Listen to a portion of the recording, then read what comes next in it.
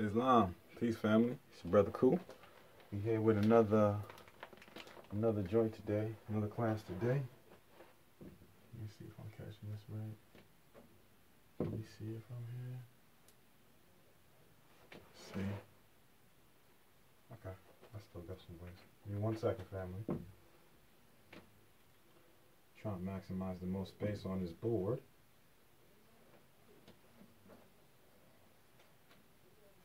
I also want to make sure it's visible.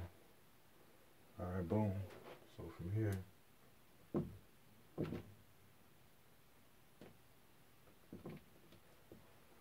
see. Pretty much. Leave it about here. That should be alright. Bring it closer. Okay, perfect. Alright. So today's particular class, you know what I'm saying? We're gonna be talking about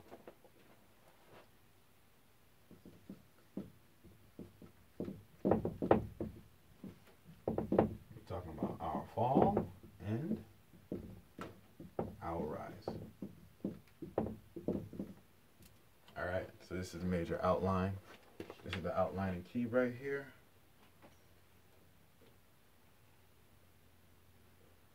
Try. That's right. Let's see. Okay. All right. That should be pretty clear. Our rise and our fall.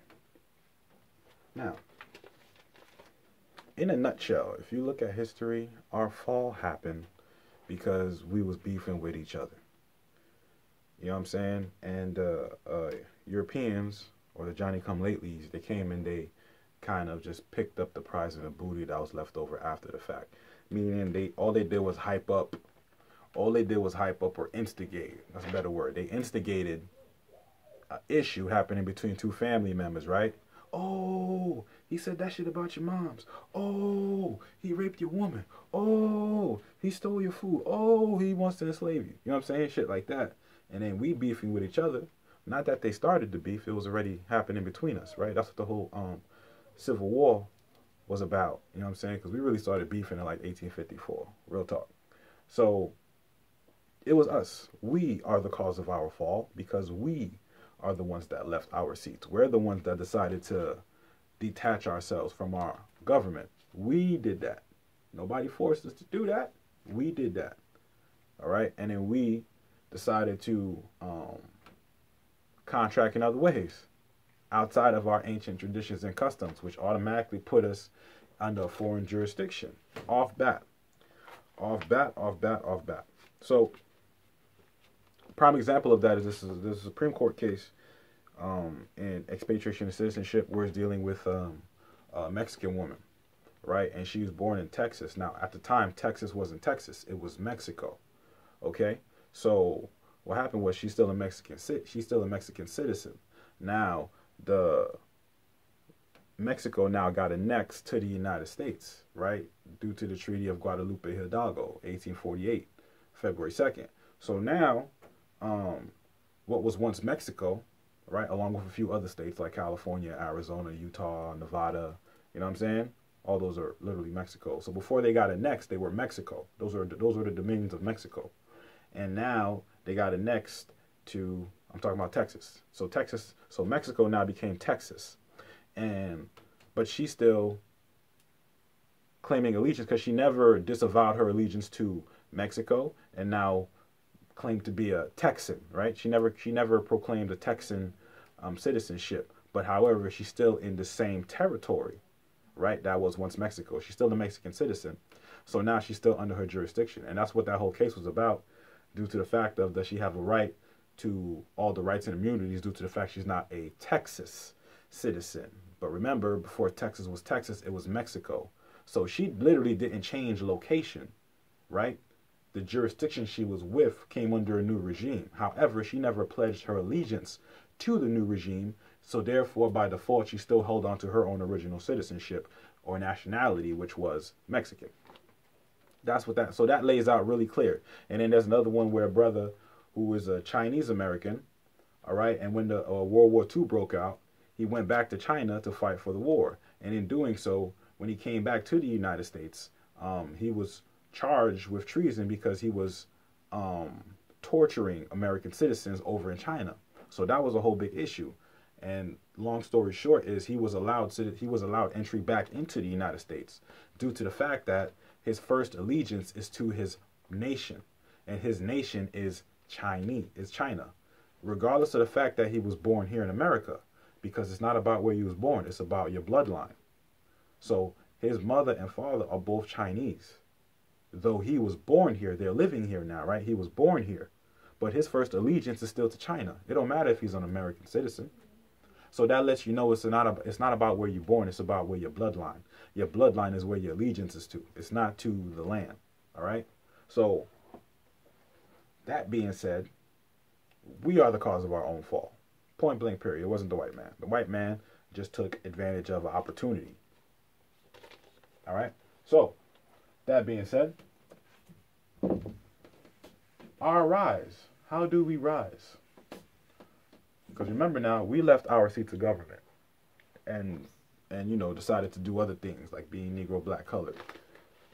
So now we're in a position, right? Because the whole world knows that we're all Moors. The world knows we're Moors. Then the world knows the people over here in the Maghreb Alaska, or North America, right? North, South, Central America. They know that we're not black or African American. They know that we're Moors. They know our true nationality, and they know this is the Moroccan Empire. However, right? However, we got to regain our credibility, yo.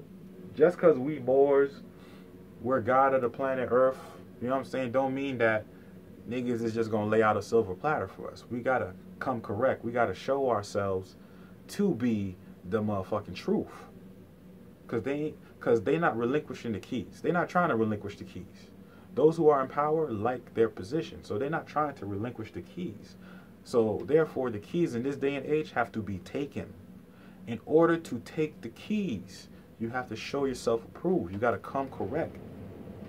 All right? So it's not just about proclaiming nationality. Now I'm a badass national. I'm not bound to any laws. Nah, yes, you are bound to laws. The difference is now you're in a position when you can construct a reality based on your laws and the laws that you and your other members or family members agree to. That's the difference. You're not subject to someone else's laws, right? You're living according to your own laws, which really doesn't make you subject because you wrote your own law. Not that, you know what I'm saying? So the whole imagery of subjugation looks different when you're subjecting yourself to your own shit. Is it really being subject? Like someone who has a routine, yo, every morning I'm gonna wake up and I'm gonna work out from 7 to 10. And they make themselves subject to that. Are they a slave? They're the ones that made the routine. You see what I'm saying? So different ways of looking at it. Now, so we have to come back into good standing. We have to show our credibility. It's not just going to be handed to us. Okay? There's been a lot of fuckery going on in these past couple decades. So there's a lot of shit to be undone, right? It ain't going to happen overnight. So the way we get our rise back is, one, like the prophet said, declare and proclaim your nationality. Right? That's the first step. How do you declare and proclaim your nationality? Declare means to make clear, to make thoroughly clear. So we want to make things clear. We want to set the record straight. We are declaring, just like the Declaration of Independence. What did the so-called founding fathers do with the Declaration of Independence? They all came together.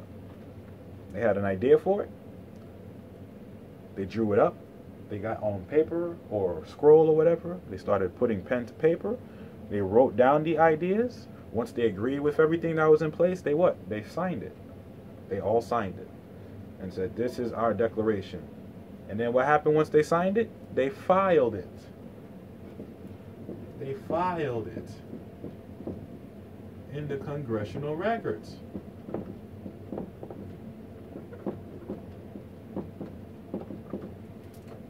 right? So, proclaiming your nationality is making things thoroughly clear, and proclaiming means to shout out, to speak it out, to let the world be known. So this lets you know that declaring is you're making it clear that you're not Negro, Black, colored, that you're not 14th Amendment citizen, that you're not a U.S. citizen, that you had citizenship and a government in place prior to that. That's what you're making. That's the claim you're making. But you have to make it. You have to make it. You have to manifest it. If it's not manifested, then the presumption is that you are a U.S. citizen, you are property, you are chattel, and you can be fucked with. All right? And you don't have no constitutional, secured, protected right. Now, so the prophet said, declare nationality, proclaim it. Proclamation. You know, a proclamation is also a charter, right? Or bylaws, or a constitution for organization. Now, I'm going to show you how, when you look at the rights of indigenous peoples, institutions, right? Because we as an indigenous people have a right to have our own institutions to do what? To secure, protect, and maintain our culture, our habits, our education, our sciences, our literature, our technology. You know what I'm saying? So the main thing is we need to have institutions. But you can't own institution if you're still Negro, Black, and colored. You can't own an institution if you have not done this. And you have not proclaimed and declared a nationality. Because everyone has the right to a name and a nationality. Everyone. Everyone. Okay? So, understand. To work, to get ourselves back in good standing, we got to deal with the heads. The heads, okay? So this is a simple thing of filing it down at the county court. Right? This is when you don't have what I'm about to show you established. Okay? For yourself. Understand? Now, the prophet said, do what he did, right? He said, I've done, and I'm not going like verbatim, I'm paraphrasing. He's like, I've done what needs to be done to save the nation. Take it and save yourselves. Why would he say, I done what needed to be done to save the nation, now take it and save yourselves? Because if you save the nation, wouldn't that mean by default that you're saved? So why would he say, now take it and save yourselves? That means you're not saved yet, but the nation is. You see what I'm saying? That's why the prophet said, if I told you everything, you'd fall back to sleep. So he didn't tell you everything. You got to really decipher and kind of figure these things out as you go. All right? So, with that being said, when we proclaim who we are, and we know who we are, and it's on the record, then you can move in certain ways. And this is the next step. Because the prophet said, do as he did. Right? So when he established the Moorish Science Temple of America in 1928, reorganized the Moorish Holy Temple of Science that was originally organized in 1926 to the Moorish Science Temple of America as the DBA name, as a religious organization, religious corporation, right? Which was filed in Cook County in 1928. So now, remember, not prophet said, do as he did. So he took a organization, he created the Articles of Organization, he filed it under the under the Illinois 805 statute, right? As a religious body politic and corporation. Now, who did he register it with? The Secretary of State of Illinois. So that makes me think that the Secretary of State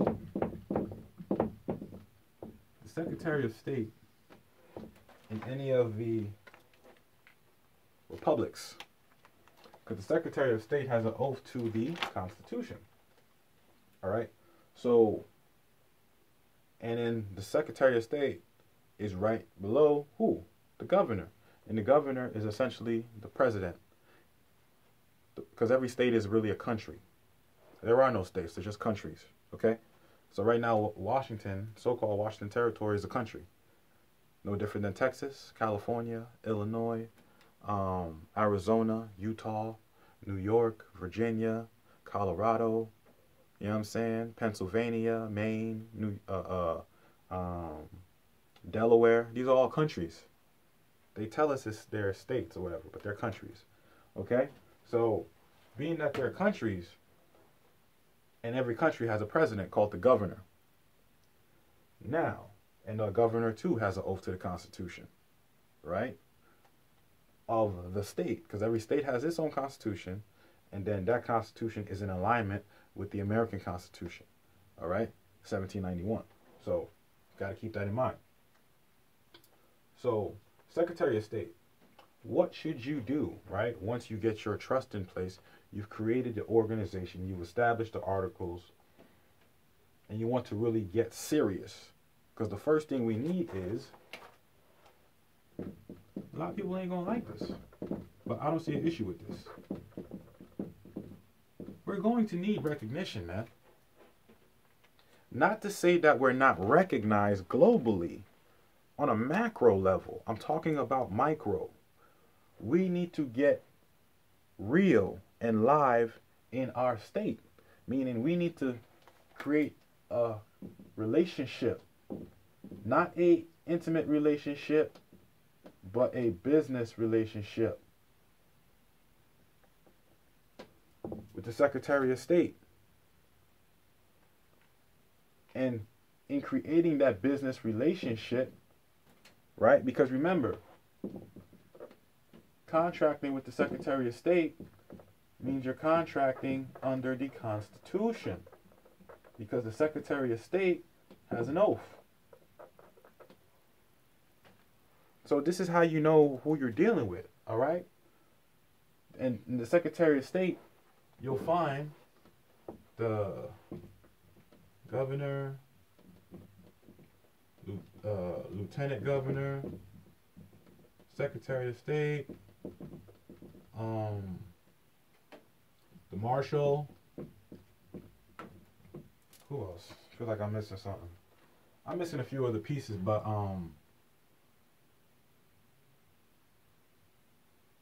oh, sheriff. You know what I'm saying? These are all part of the executive branch. Executive branch. You know what executive branch relates to? Execute. I got a mission at hand. I need to execute. Get it done. All right? So this is dealing with the executive branch. This is dealing with the get it done branch. You see what I'm saying? Make it happen branch. Okay? Because you got the executive, legislative, and the judicial. You got to go through the judicial first to get to the executive. Because what is a writ or what is an affidavit? An affidavit is your truth expressed in a written form to invoke judicial authority. So your writ, right, or your declaration and proclamation is invoking judicial authority. But now by invoking judicial authority, once the judicial authority is invoked, it has to be what? Executed. You need to find out who are those who are going to execute it for you. Who are your trustees? All right? So, the recognition, now, the recognition comes with who? The state. So for me, particularly, Washington.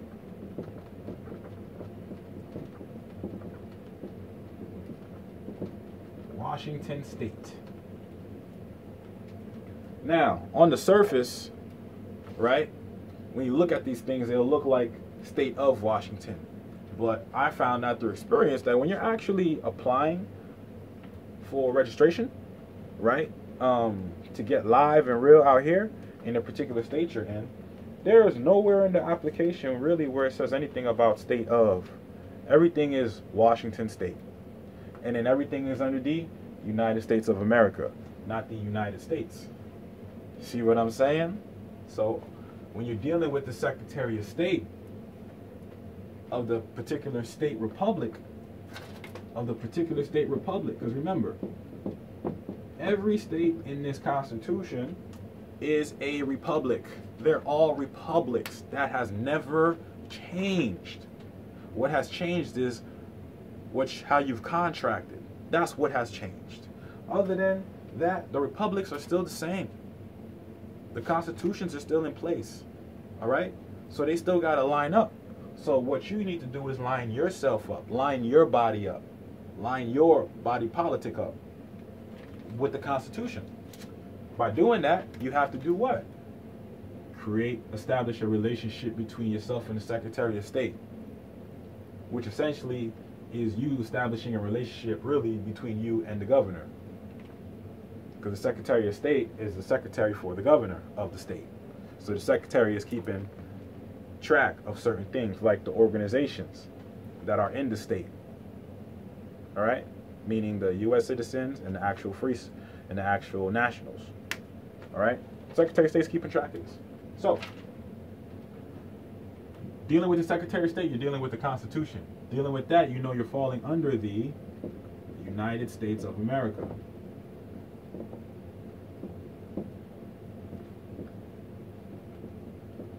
Okay?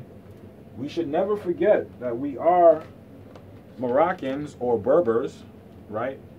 We are Berbers, because in Berber, the true name for Morocco is Amurakush. Amu Akush. All right?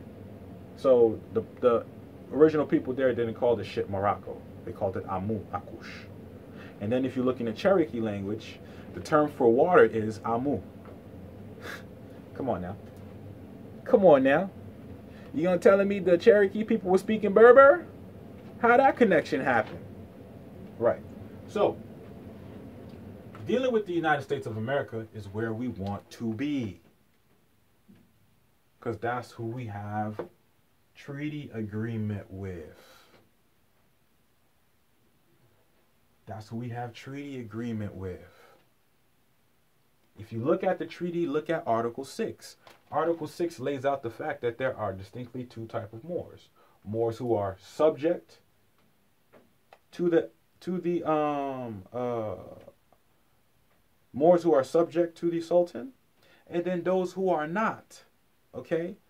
So just because there's a treaty between the Sultan of Morocco and the United States of America does not mean that we were all subject to the Sultan. Because over here in the Maghreb, Alaska, we were all kings and queens. We all had our own thing happening. Okay? So that's why it had to be stated in that treaty, the distinction between those who are under the dominion and those who are not subject to it. Moors, I'm talking about. Moors. Look at Article 6. Okay? So why have the need to make that distinction? Maybe because there are descendants of Moroccans who are living here, born in America. However, there are some who chose to contract with the United States, and then there are those who chose to, you know what I'm saying, do their own thing. Maybe. There are those who had their own thing happening, who had their own thing popping, who had their own organization happening. You know what I'm saying? So, this is how you come back into the constitutional fold. This is what the prophet was talking about. Come back to the constitutional fold of government. Constitution, Secretary of State, trust, organization, right? I'm going to show you. Right?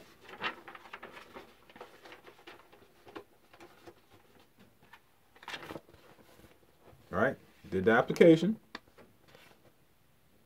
Okay. You know what I'm saying?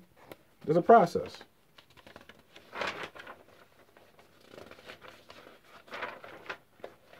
So, and I just want you to know how open and straightforward I was in communicating with the Secretary of State.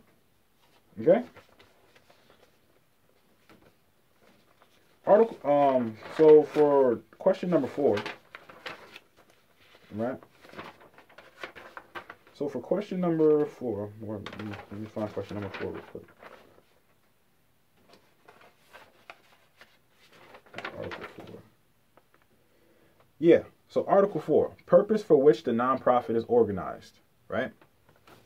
Because we're not in it for business. We're in it to construct a livelihood for ourselves. So we're not in it for profit. We're in it for life, right? We already have all the profit. We already have all the riches. I'm walking, talking gold, man. I am the profit. So I don't need to work for profit. You see what I'm saying? I'm working for myself. So, Article 4, the mission of Sunel-Shi Amaru Republic. So, you know, if you don't have enough space, you can add an extra page and write additional notes. So, I'm going to read what I wrote in response to number 4, which is in our articles of organization. All right? What is the mission statement of the nonprofit organization? The mission of Sunel-Shi Amaru Republic is to teach our people the ancient religion and divine creed of our ancestors, Islam, I self law, and master.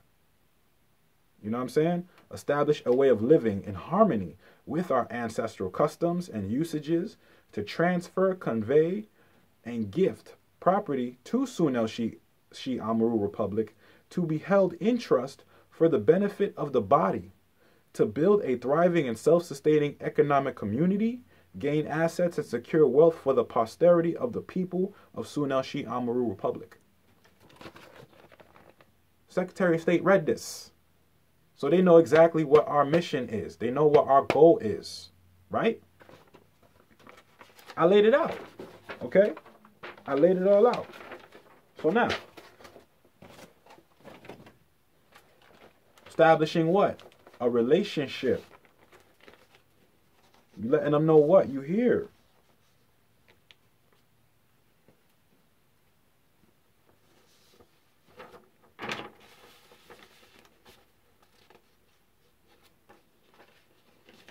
This is what it looks like. Okay? When you do things properly, according to the law, when you put yourself back into the constitutional fold of government, you see what you're dealing with now? The United States of America. You're not just dealing with the United States or the U.S. or the USA. United States of America. Okay?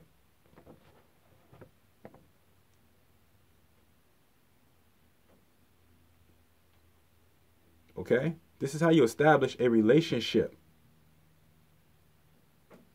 All right? So no one's faking the funk here. Okay? Establish a relationship with the Secretary of State. Then guess what? Now you have something called,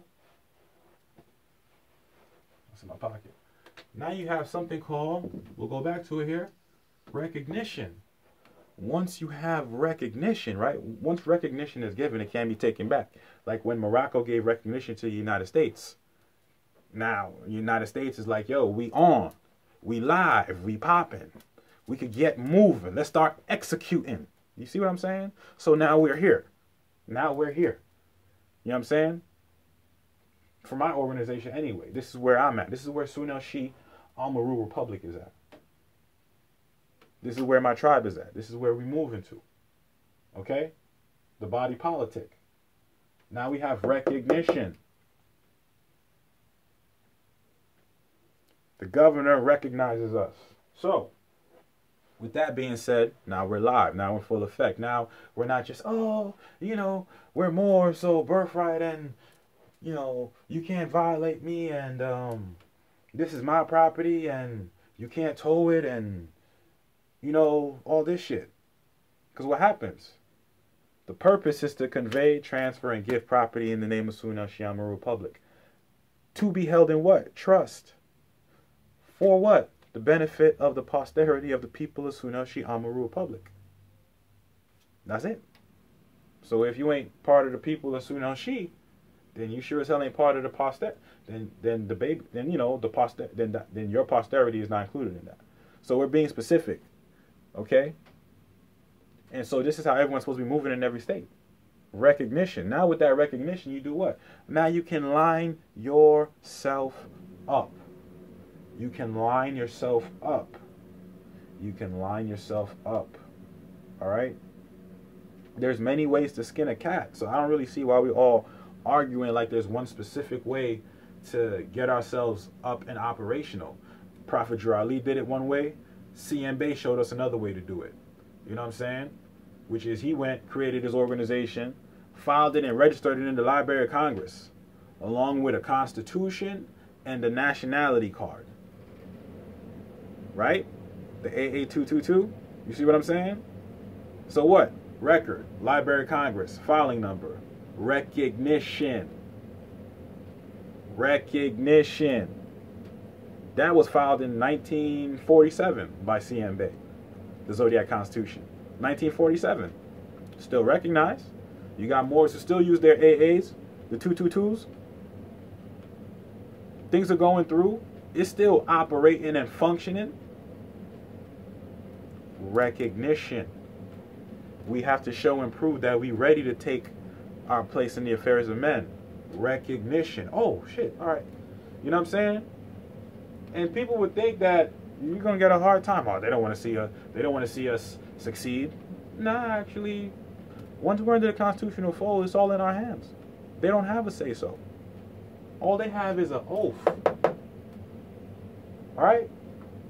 So, now that we live in the Republic under the constitutional fold, all right? You see what I'm saying? And this is what I mean every state lines up, because right here in the Washington State Constitution, right, not the state of Washington Constitution, but the Washington State Constitution, it states that in Article, what's that, Article 1, which is Declaration of Rights, Section 2,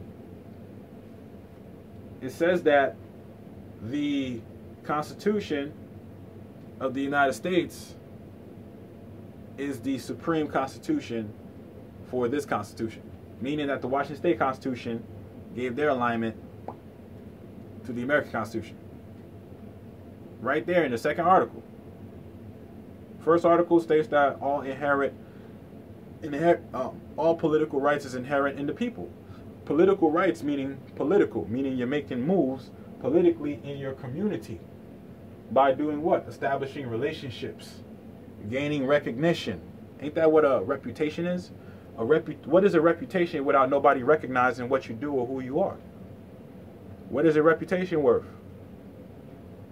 I'm not talking about from a general perspective. I'm talking about from a intimate, personal, not like me with a whole room, just like one-on-one. One-on-one. The body politic, Sunel, the Secretary of State. One-on-one. You know what I'm saying? Establish a clear communication, one-on-one. Okay? So, this is how we fall back into the constitutional fold of government, y'all.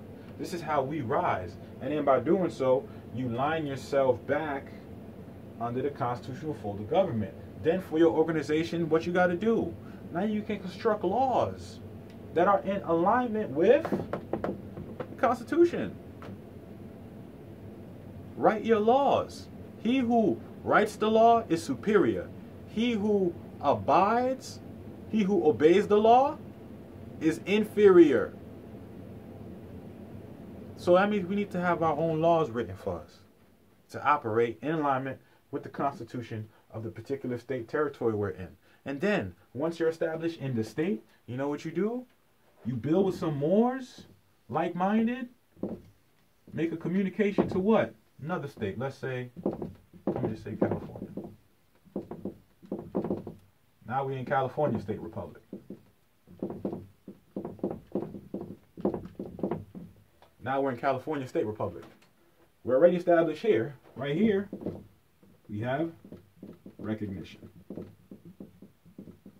Right? Now, with recognition, the thing is, once you get recognition from one state, republic, right? You can take that recognition to another state republic. And guess what? The recognition here substantiates or affirms for this particular Secretary of State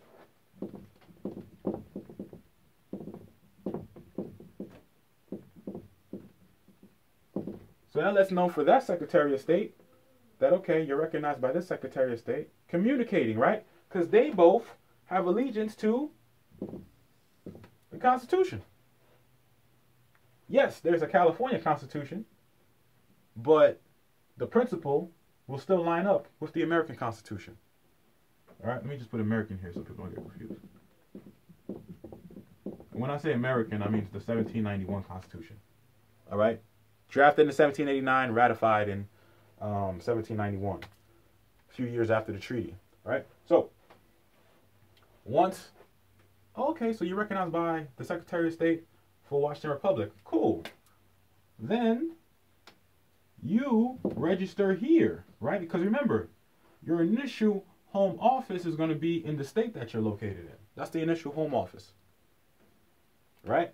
So now once you branch out, you register over here with California, you're going to register as a foreign nonprofit. Why? Because the home office is coming from where? Washington. Recognition took that over to another state republic within the United States of America, right? Established a relationship with that state republic. Now we have recognition from there, right? So now all property that is had by the members, cars, automobiles, land, whatever have you, those can be transferred or conveyed over in the name of the organization. So for me, right, because I'm operating through SUNEL, so I would have property here, registered to SUNEL, that's recognized here, and I would have property here, registered to SUNEL, that's recognized there. All right? The beautiful part is, once you leave the home temporarily, right, because you're not leaving, because the existence is perpetual, by the way. So this is in existence forever. This recognition is forever, unless we as a people choose to abandon those seats. So this is why I'm saying we are the cause of our own fall, by the very fact that the only way SUNEL Shi Amaru Republic can fail is if we as the people of it actually choose to abandon it. So if that's the case now, then what would have been the difference back then when we were in office, when we did have our own shit set up, right? The moment we choose not to fuck with it no more, then pff, that's it. You can't force someone, right? So then what happens after a while? The empire starts to weaken. It starts to crumble, aka taters, okay? So that's how it happened. That's how we fell. I'm showing you how we fell by showing you how we rise and go back into the constitutional fold of government. Now, okay? And then it's the same process. You go California, now let's say now you build with some Moors. Now you're in Florida Republic. Same process. You're going to register as what? For a nonprofit. Now they're going to check your your list, like, you know, they already know we're Moors, but they're just looking at terms of what have you been doing here? What have you been doing in your own domicile, in your own community, right? So once they see, oh, okay, you have recognition from Washington, you have recognition from California, guess what? They got to give you recognition too, because Florida is still under the United States of America. I told you. We're dealing with the United States of America. The treaty was between the Sultan of Morocco and the agents of the United States of America, not the United States. Right? Constitutional fold of government. For what? The Moroccan Empire. Because we're descendants of Moroccans born in America. All right, now, I'm going to bring it into modern terms, right? I'm a descendant of a Haitian born in Ireland. Does that make me Irish?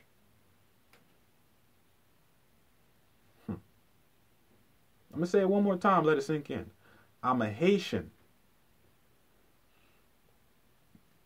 I'm of Haitian descent, born in Ireland. I'm a Haitian born in Ireland.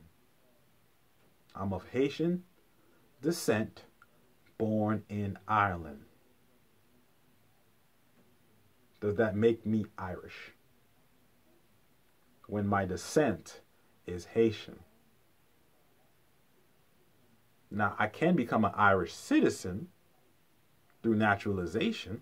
I mean, not through naturalization, just by the fact of jus soli, meaning I have rights by the soil, so I could be a natural born citizen, but that doesn't take away from my bloodline, my pedigree. I'm of Haitian descent. So I'm still a Haitian is what I'm trying to tell you. I'm still a Haitian, even though I'm born in Ireland. All right? So even though we're descendants of Moroccans born in America, we're still Moroccans. Okay? What if we weren't born in America? What if we was born in China? Descendants of Moroccans born in China. Does that make us Chinese? Common sense, man. It's common sense. It's really not too difficult to decipher, really. You know what I'm saying? Why would the prophet say that? We're descendants of Moroccans born in America. Okay, so we have a right to American citizenship, right? By being born, no different than you'd have the right of citizenship if you was born in any other country. But don't lose grip. Don't lose grip of the fact that you're a descendant of Moroccans who happen to be born in America. Like, do you grasp that? It's when you break down the context of that, that's a whole different saying. You're a descendant of a Moroccan born in America. All right, so you're American because you were born here, but you're a descendant of Moroccans. You're a descendant. That's where your descent comes from. Right? So that's why the whole phrase or terminology of Moorish American comes from, because we're Moors born in America. So by birthright, we are American. Therefore, we have constitutionally secured rights, being natural born Americans, right? But we don't have to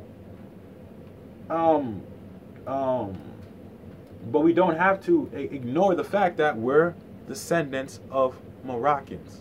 Because when we choose not to admit the fact that this landmass is Morocco, you know what I'm saying, this is the Maghreb, then what you're doing is you're pissing on your national descent. How you going to be something without a descent? Because if the prophet said we're descendants of Americans born in America, you see what I'm saying? Why? But why did he say that? Because America is Morocco. I just told you, Morocco, according to the Berbers, which are actually the indigenous peoples there, or what you would call Ethiopians, the name for that landmass that we call Morocco is called Amurakush. Amurakush. Amurakush. All right? So, honestly, like, it's not that complicated. And we're overthinking it. And it's really simple. That's why the prophet said, go to those who know law in an intelligent tone and see if you won't get a favorable reply. Right? This is called going to those who know law, because they have an oath to the Constitution. The prophet's trying to put you back into the constitutional fold of government. They'll be happy to see you back in the constitutional fold of government. Then you can operate, right? And then guess what? Recreate an empire for yourself. That way, no matter what state territory anyone is in, you can always be underneath your estate. All right? So this is what I wanted to show people too. Because I've been working closely with Brother Judah's son, Brother Alatazar, and that brother is on point, okay? So I told him what I had working, you know, we spent a couple of sessions, you know what I'm saying, building on the phone, and I told them I told them the ideas, you know what I'm saying, that I wanted implemented into tribal identification, because like I said, I already had plans of establishing a relationship between Sunelshi Amaru Republic and the Secretary of State, so that we can go back to what? The constitutional fold. He's under the Constitution or she's under the Constitution. We're under the Constitution. Because the Constitution and the treaties are like butt cheeks. They come together. They come together. One and two. One and two. One and two. Okay? So, if you're talking about Constitution, you're automatically talking about treaties. You can never talk about Constitution, and just because you don't actually mention treaties, you're not talking about treaties. They're embedded in each other. Okay? So, when we're going back to the Constitution, constitutional fold of government, it's about reestablishing relationships, getting that what? Recognition, so we can start moving, not on a global scale, but on a small scale. We gotta start small and then expand. You start with 1, then 2, then 3, then 4, then 5, then 6. You know what I'm saying? And then now you have people and assets, people who have assets in different state territories, who are working together and pledging all their property to the community for the benefit of the group as a whole. Okay? You know what I'm saying? So now by establishing that, there's certain things we can do. Because as with getting the recognition now, prior to that, we already established the recognition through the DOL, right? In terms of registering the car, registering our property, our automobile, our first one, to Sunelshi Amaru Republic. That has what? Recognition. Now we registered it as a Native American, right? We registered the car to Sunel, right, as a Native American organization or Native American institution, because we as indigenous peoples have the right to have our own institutions. All right. So having our own institution, we gifted the car to Sunel, right? Gifting means there's no taxes, it's free, it's just a gift, take it. But there's no takebacks once you gift it, right? So once you gift it, it's automatically being held in trust by Sunel. We're Native Americans, so now on the initial plates that we got, you know what I'm saying, which we got the taxes waived and everything, so we got the tabs for free. But the initial thing is, on the plates itself, I'm saying in the registration itself, it says that this is a Native American vehicle. So now when those plates get scanned by highwaymen or patrolmen, what they see is, oh, this is a Native American automobile. Because there's what? Recognition. Oh, Native American. Okay, you know what they start thinking now? Not my jurisdiction. Let me pull out from behind this dude and go the fuck on. Do what I need to do. Let me find someone else who I can bother. Okay? So be yourself. Why are we not moving as Native Americans if we're Native Americans? So it's about recognition. We're recognized as a Native American organization, as Moors. Here, you know what I'm saying? Then we can move here, which is the second stop, and whatever the third stop is. What I'm saying is, this is how you grow and do things the right way under the constitutional fold of government. And then you can start build your own what? Farming and all those things to build a community. Expand the empire. You know what I'm saying? So like I said, I was working with Brother Alatazar, and he did this joint for me. It came out great. Okay? You know what I'm saying? And the biggest thing I want you to see here is, see, Sunelshi Amaru Republic Estate Identification Card. Right? Because we're dealing with our estate in terms of my tribe. I'm being very transparent with you guys right now. You know what I'm saying? So I want you to comprehend what we're doing here. Everything lines up. Sunelshi Amaru Republic. You see what I'm saying? Due to the fact that we're Moroccans born in America, our country is Morocco. Because we're not relinquishing our original citizenship. You see what I'm saying? So if we're not going to relinquish that shit, then let it be known that you're not going to relinquish that. However, the ancestral estate is still America, because we have rights by being born here.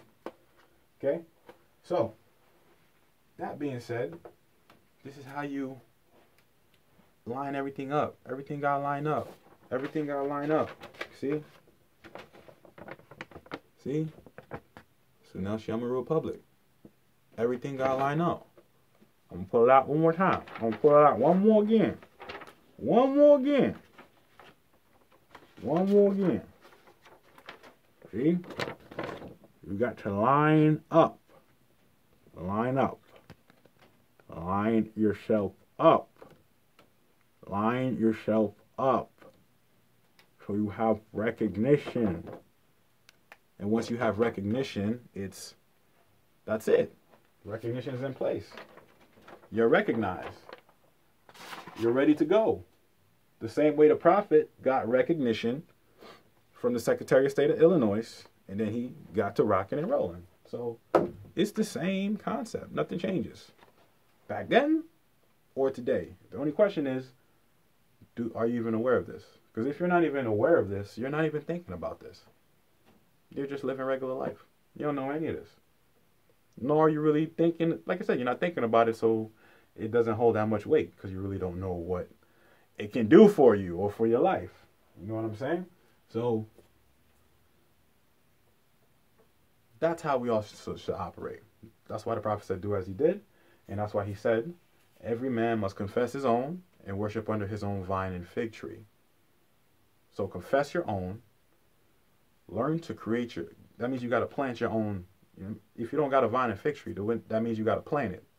You got to get a seed. You got to find some good fertile land, soil. You got to plant it. Till it, nurture it, start growing. And then you can live under that. You can live under your own vine and fig tree because you planted it. All right? So that's the whole point of that. You can't have a vine and fig tree if it hasn't been planted. So who's supposed to plant it? You're supposed to plant your own vine and fig tree. All right? And that's the simplicity of that, family. That's how you break that down. Real simple. All right? So all this talk about how to come back into the constitutional fold of government, well, we need to establish recognition, okay, between us and the people put in place to make sure that our constitutionally secured rights don't ever get violated. But how are they going to be able to do that if, for one, you don't establish a relationship to where they're made aware that, hey, they're on the clock? Because when you're in a state being a U.S. citizen, you're essentially not on the clock. You're off the clock. So that oath the Secretary of State got to the Constitution, it's not really in effect for U.S. citizens. It's like still pending. It's waiting to get activated, but it's still pending. You see what I'm saying? It's not really in full force yet. Because how's the Secretary going to be able to make that happen for you if the Secretary don't know? That's why you got to go to those who know law in an intelligent tone. See if you don't get a friendly reply. You know what I'm saying? Go to those who know the law. That means you should only be dealing with those who have an oath to a constitution. If they don't talk to them. Go to the one who got an oath. Hey, Governor, what's going on? So you got these people here, like, what's going on in the state, man? They're violating the contract. Hella crazy. You know what I'm saying? And then upon doing that, injunction. Oh, you know what? Let me break that out too. Because these are how you put certain things in place. Give me 1 second.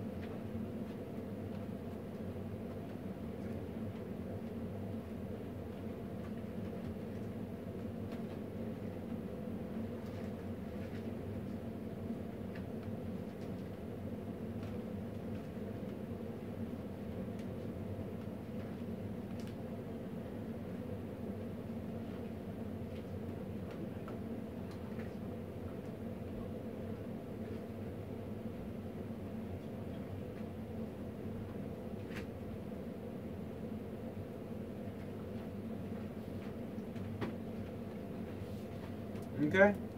So once again, the recognition. once you establish a relationship, right? So I want y'all to know how real this is. Okay? No one's bullshitting you here. So we went through the judicial process. You see what I'm saying? Got an injunction in place. All right? They set a trial date, 11/5/2018, this year. That's November 5th. All right? Got the assigned judge. This is in federal court, by the way. Right? We're dealing with the Supreme Court. So this is the injunction, right? That was constructed. All right, I made this injunction for the body. All right, there's the injunction filing number. Y'all know a nigga ain't bullshitting. All right. Complaint and request for injunction. What is an injunction? It's a big ass restraining order. All right. Okay. Filing number. Just let you know we're not fucking around. Okay. So we're invoking that judicial power. All right. So we're letting them know, hey, you know, we're coming back into this constitutional fold, and we want to remind you guys that there are certain things you have, there's certain oaths you have that you're obligated to do, certain rights you're obligated to secure for people. So we're just giving you a kind reminder of that, and then we're also giving you the cost, right? The cost of the damages if any of these things occur, and then we're also giving you the causes of these things. So those are what I call bonds. All right? Bonds. You got a list of bonds. See right here? When people say you got to put bonds. So right now there's a 54 million million note bond, right, on this injunction. What are the bonds I used? I used the United States codes, federal statutes. Federal statutes apply to all federal citizens. So, I mean, not citizens, federal nationals. So if you're a federal, pretty much when I say federal citizen, it's dealing with nationals, because federal is dealing with treaties, okay? So please, don't make me make this difficult. When I say federal citizen, I just mean national, all right? So federal citizen, everything falls underneath the United States codes, which is pretty much breaks down from the Constitution, okay? Not all of it, but you need to find that which applies to you as a federal citizen, as a national. So here's some of the bonds. I don't know if you can really see them clearly, but I stated some of the bonds here. You know what I'm saying? United States Codes, Title 18, Section 1091, genocide, off rip. That right there is 1 million. That alone is 1 million notes. Genocide is 1 million notes and time in prison. All right? So here, now you got to be specific, because according to Article 6 of the Constitution, all debts, debts can only be paid off in gold and silver, right? Lawful money. So if you're creating an injunction and you're asking for relief back in the form of notes, then you're actually not operating in the constitutional fold. You have to ask for actual money, all right? So this is where law becomes specific, you see? $1 million is the first bond. $1 million in lawful money, consideration, gold, silver, land, and estate. All right. So when I say there's a 54 million, I could call it a $54 million bond, because I'm not talking about notes. I'm talking about real money. So if these bonds get violated, right, then they got to pay up in, we don't want notes. We want real money. You see what I'm saying? According to the Constitution, if we get violated, you got to pay us back in lawful money, consideration, gold, silver, land, and estate. Hey, that's a nice car. How much is that car worth? All right, let me get that car. You got some land? Matter of fact, let me garnish your check for a little bit then. You know what I'm saying? Or anything. You got some land, you got some property. You could take, you know what I'm saying? Put some of that pressure they put on you. Why don't you take a second mortgage out on that crib? You see what I'm saying? And then you take those notes and flip it into real money. Okay? List your bonds. I got a few bonds here. USC 18-1203, hostage taking. You know what I'm saying? USC 18-2332A, use of weapons of mass destruction. USC 182340, definitions. USC 18241, conspiracy against rights. You know what I'm saying? USC 18242, deprivation of rights under color of law. USC 18247, damage to religious property, obstruction of persons in the free exercise of religious beliefs. Because the Secretary of State knows that, I forgot I erased it, but the Secretary of State knows that we are operating, and our purpose is to teach our people their ancient custom and their divine religious creed. So the Secretary of State know we dealing with religion. Okay? So they have to secure our religious freedoms. Therefore, there's a federal statute for damaging religious property. This is why it's important for you to convey everything you own underneath that trust when it gets the recognition. Right? Because then, at that point, and when I say do that, like, you can do that for, you can register with Secretary of State for yourself on a personal level, but I'm saying this is more effective when you're moving as a group. All right? This strategy is more effective when you're moving as a group. It's going to work if you're moving individually, but it's more efficient. It's going to be more potent if you're moving as a group. But hey, you might need to start off dolo. I mean, you might need to start off solo. You know what I'm saying? So just keep that in mind. Right? But once you have those things conveyed to that trust, in the name of that trust, and that trust is a religious organization, then that's considered religious property. Hey, what you doing to my car? You smashed my window in. Hey, you just damaged religious property.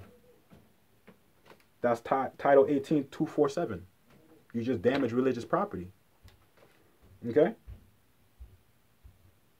Now, it's crazy. The damages to religious property. Now, in my estate with Sunel and how we function, we consider everyone who's a part of Sunel religious property. Okay?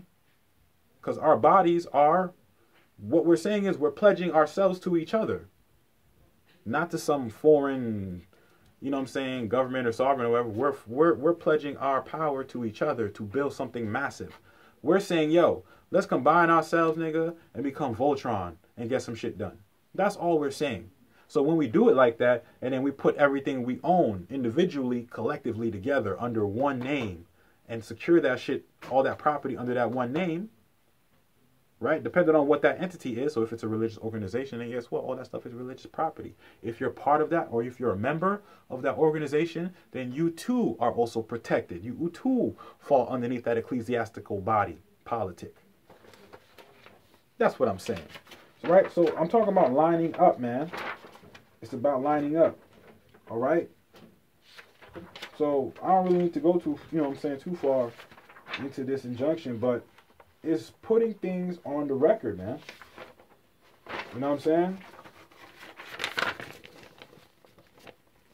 You know, they say 3